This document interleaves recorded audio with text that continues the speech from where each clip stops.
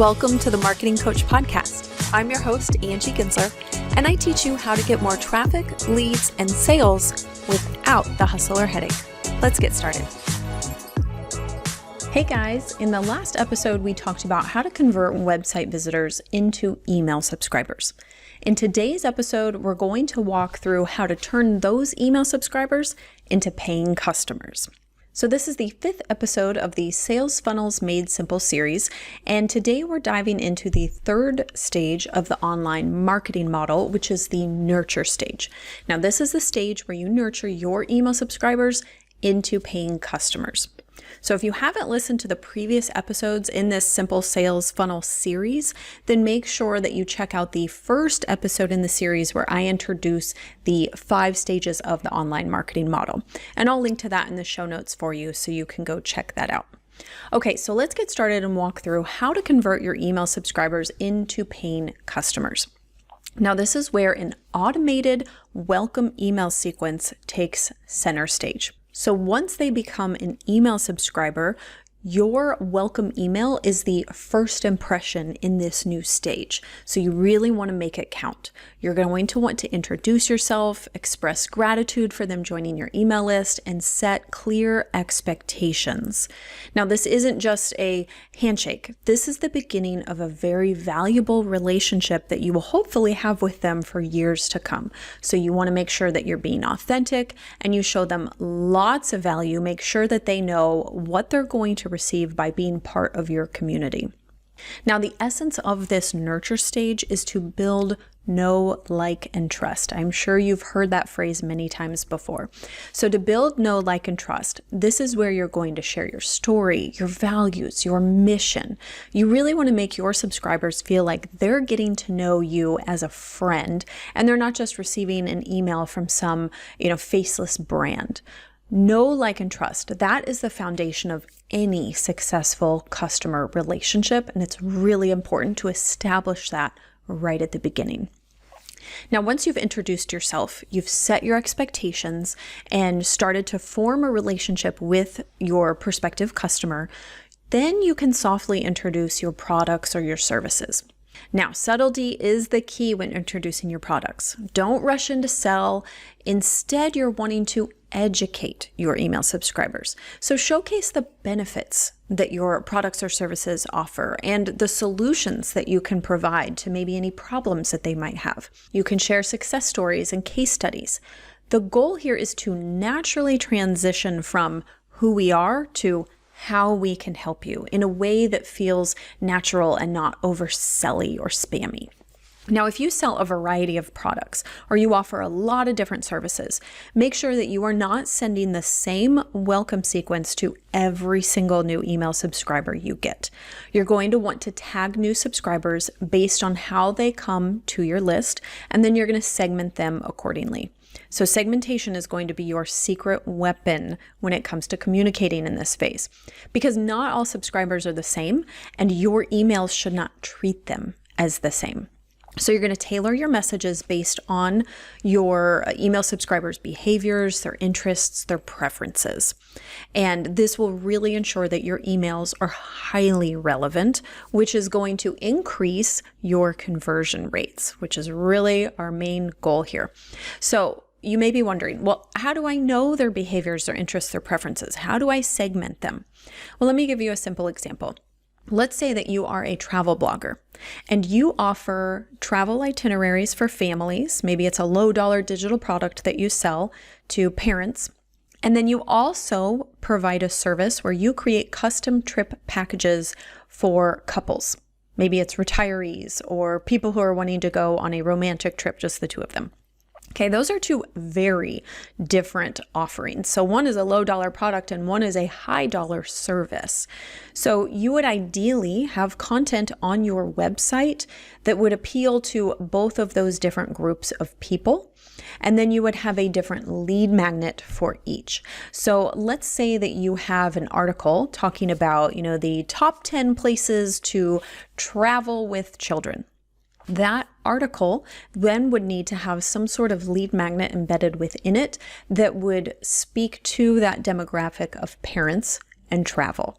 And then once they join your email list, trying to get that lead magnet, then your nurture sequence would speak specifically to traveling with a family, and it would be promoting that product of your travel itineraries for families.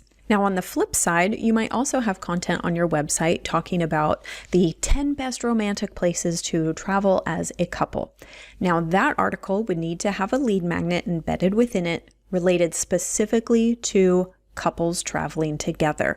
And their email nurture sequence would be speaking to that same theme, and it would eventually promote your service of custom trip packages for couples. Now, hopefully that example shows you how easy it can be to segment your list based on where people are visiting on your website and how they are coming onto your email list. So you can easily segment them out that way.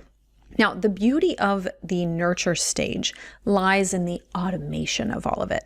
So all of this can be set up in your email service provider and automated to happen on autopilot. So it will take some work on the front end, but once you have it all built out and all set up, it all happens behind the scenes passively. It's glorious. So you set up one time, that nurtures your subscribers over time, and it provides a consistent stream of valuable content to your subscribers and a consistent stream of paying customers to your business. And you can utilize tools like MailerLite to automate this process and free up your time for other essential tasks to run your business. Now, if you've never created a welcome sequence before and you have no clue where to start, I recommend that you just start with a simple sequence of 3 emails. So immediately upon subscribing, you're going to send them their first email, and that's going to welcome them, deliver the item that you promised in exchange for their email address, and it's going to let them know what they can expect from you and from your emails. Then you'll send the second email the next day, and you're going to share more about your story. Give them a glimpse of who you are, what you value, who you help. This is really where you're starting to build that know, like, and trust factor. And then on the third day, you're going to send your third email. And this is where you're going to softly pitch the product or service that you have to offer. In this email, I recommend that you tell a story. Paint a picture for your email subscriber of the problem that many of your customers have experienced and really help them get into that mindset and seeing and really understanding what is this problem and help them to identify with it. Maybe they'll say, oh yeah, I have that exact same problem. And how did you know? And how can you speak to me so clearly? So you want to paint this clear picture of that problem and then help them to see that you have the solution to that problem. Okay, so that's the 3 emails that you're going to send in this very simple sequence. And now once your sequence is created, you've got it up and running, I want you to remember that every good marketer tests everything. So your welcome sequence, while you create it once and it runs for you passively in the background, it is not completely a set it and forget it type of thing. You will need to continually test it.